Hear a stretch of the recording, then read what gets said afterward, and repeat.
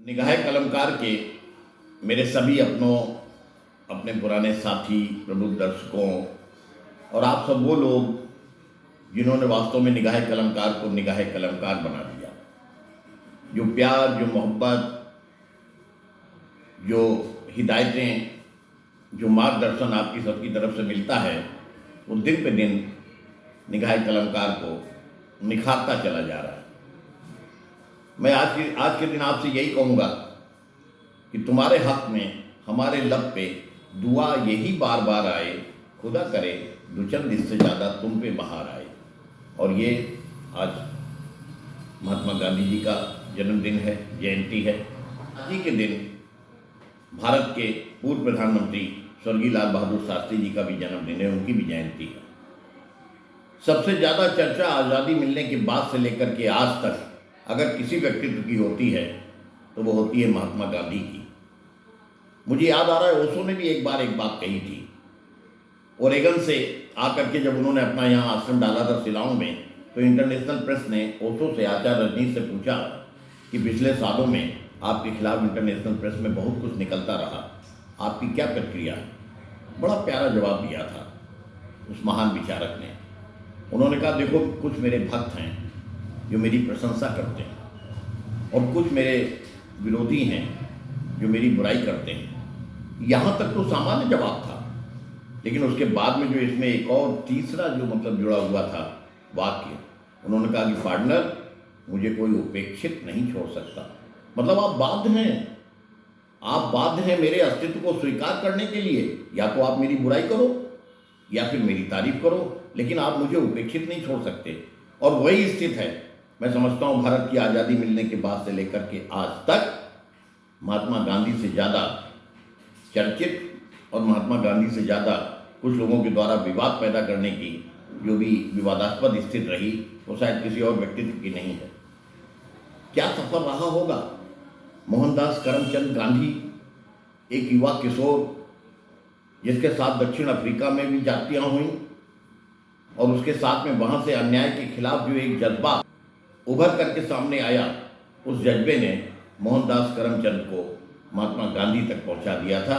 ये सफ़र शुरू हुई थी अन्याय के खिलाफ, अत्याचार के खिलाफ, जुल्म के खिलाफ, नाइंसाफ़ी के खिलाफ, जो एक दिल में बगावत थी। और ये बगावत भी जो है अहिंसा के आवरण में लिपट करके सामने आई। क्या परिस्थितियां हो गई हैं? मैंने पढ़ा, एक वक्त था कि जब अंग्रेज महात्मा गांधी जी की चर्चा करते थे तो कहते थे कि वन मैन आर्मी। वो कहते थे कि अजीब है ये लंगोटी वाला फकीर, हमारी फोर्स बेकार हो जाती है, फोर्स हमारी फेल हो जाती है, हमारी आर्मी फेल हो जाती है और दंगे होते रहते हैं, लेकिन ये सच बैठ जाता है अनशन पे। और क्या व्यक्तित्व है इसका कि उसके बाद में जो है दंगे शांत हो जाते हैं। वन मैन आर्मी का टाइटल दिया था अंग्रेज़ों ने।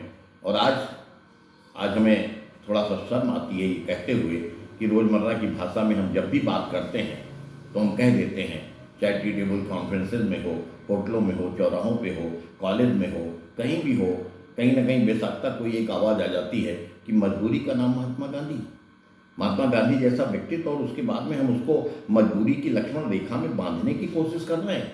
क्या गिरावट आई है? जो व्यक्तित्व था, और अगर पूछा जाए तो शुरुआत से महात्मा गांधी का मोहनचंद करमचंद जो है जो तब्दील हुए हैं, महात्मा गांधी की सफ़र का और उनकी यात्रा का जो पड़ाव जो है एक एक करके आगे बढ़ा है, वो अन्याय के खिलाफ था।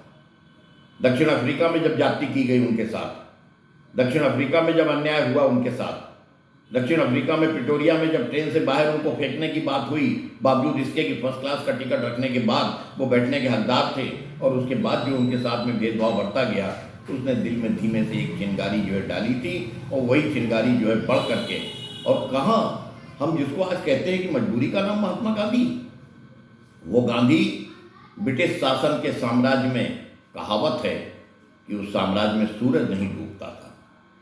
और उस वक्त के ऊपर हिंदुस्तान के वो लोग जो दबे थे, कुचले थे, पीड़ित थे, जिनके संग जाति होती थी, जिनको गुलाम बना करके रखा था ब्रिटिश शासन ने, और जिनको जो है वो बात करते वक्त अंग्रेज कहते थे इंडियन डॉग्स, जिनमें आत्मविश्वास का अभाव था, जिनमें साहस का अभाव था, जिनमें जूझने की क्षमता का अभाव था, एक शख्स ने खड़े होकर के उन सब के अंदर जो है वो प्रेरणा की जो है आग फूंकी कि जिसके की बाद पूरा हिंदुस्तान एक हो गया था।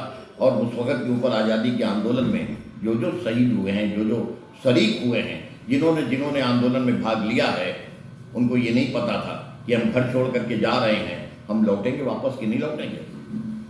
अक्सर जो एक गाना हम लोग सुन लेते हैं कि पप्पा जल्दी घर आना, बड़ा प्यारा गाना रहा था। उनको ये नहीं पता था कि हमारे घर में कौन सी छोटी सी गुड़िया हमको जो है वो इंतजार कर रही होगी। किसी को नहीं पता था कि जिसके हाथों की मेहंदी अभी नहीं सूखी है वो अपने पत्नी उसका इंतजार कर रही है, लेकिन एक जज्बा था उनके अंदर, और सबके अंदर एक जज्बा पैदा कर दिया था महात्मा गांधी ने, अन्याय के खिलाफ, अत्याचार के खिलाफ, जुल्म के खिलाफ खड़े होने का। और वो बगावत थी जो लोगों के दिलों में जाग गई थी, पूरा हिंदुस्तान एक हो गया था। हम आज कहते हैं मजबूरी का नाम Mahatma Gandhi, one man army force को मजबूरी का नाम महात्मा गांधी हम बोलते हैं। और फिर देश के करोड़ों लोगों को, एक दो को नहीं, सबको जोड़ करके और उसके बाद में एक विचारधारा में, जैसे किसी ने उस वक्त के ऊपर हिप्नोटाइज कर दिया था। महात्मा गांधी का व्यक्तित्व वो था। हालांकि आज क्या स्थिति हो गई है, आज स्थिति हो गई है जो आज की स्थिति का सही वर्णन करते हुए फर्रुखाबाद के ही राष्ट्रीय स्तर के कवि, हमारे कवि कुल साथी भाई शिवम अंबर ने कहा कि सत्य, अहिंसा, शांति, प्रेम का बस हमसे इतना नाता है, दीवानों पे लिख देते हैं, दिवाली पे पूज जाता है। और आज के दौर में जहाँ पे लोग ये कल्पना कर रहे हो कि सच बोलना गुनाह है, जहाँ पे जो है सच की हिमायत करने वाला आदमी जो है वो अपनी हथेली के ऊपर अपने सर को लेकर के चलने की हिम्मत संजो करके चलता हो, माफ़ कीजिएगा, आज तो अगर किसी आंदोलन में किसी भी राजनीतिक पार्टी के व्यक्ति को अगर कहीं जाना होता है धरना प्रदर्शन के लिए, तो वो जाते वक्त ही पूछता है शाम तक तो घर आ जाएंगे ना, गिरफ्तार कर लिए जाएंगे, पुलिस लाइन में रख दिए जाएंगे, शाम तक घर आ जाएंगे। क्या वक्त था, क्या दौर था, क्या जाति थी, क्या जुल्म था, क्या स्थितियां थी। आदमी को बिल्कुल कीड़े मकोड़ों की तरह से मान लिया था। और उस गुलामी की जंजीरों से छुटकारा पाने में अगर कोई प्रेरणा स्रोत था तो वो महात्मा गांधी थे। ले दी हमें आज़ादी बिना खटक बिना ढाल, अरे साबरमती के संत तूने कर दिया कमाल। तो आज पुनर्विचार करने की बात है, आज अपने दिल में झांकने की बात है। बंधु, मेरे दिल में जो एक अपने थोड़ी सी आग जली है, आजकल की परिस्थितियों में गांधी जी का ऐनक कहीं इस्तेमाल हो रहा है, गांधी जी की लाठी कहीं इस्तेमाल हो रही है, गांधी जी के 3 बंदरों की कथा को जो है कहीं से कहीं ले लिया गया है। और ये नहीं देखा गया कि गांधी जी जो है आज तक दुनिया में इस तरीके का कोई जो है वो संगठन करता नहीं मिला है, कोई ऑर्गेनाइजर नहीं हुआ है कि जिसने कि जोड़ करके पूरे के पूरे देश को रख दिया हो। और आज ही हम नमन करते हैं, महात्मा गांधी जी को भी करते हैं और स्वर्गीय लाल बहादुर शास्त्री को भी नमन करते हैं। क्या व्यक्तित्व था लाल बहादुर शास्त्री जी का, एक सीधा साधा सरल व्यक्तित्व का इंसान, दुनिया के दंड फंद से बिल्कुल हट करके सीधी सीधी सच्ची बात कहने वाला हिंदुस्तान का वो लाल बहादुर शास्त्री। और मुझे याद आता है एक वाक्य उनका भी कि जब ताशकंद के समझौते के सिलसिले में जब जाना था उनको और वहाँ पे जो है अपने जनरल अयूब से भेंट होनी थी, तो कुछ पत्रकारों ने सवाल किया लाल बहादुर शास्त्री जी से और उन्होंने कहा कि साहब, अयूब साहब से पूछा गया था तो उन्होंने बड़ा अजीब जवाब दिया था आपके बारे में।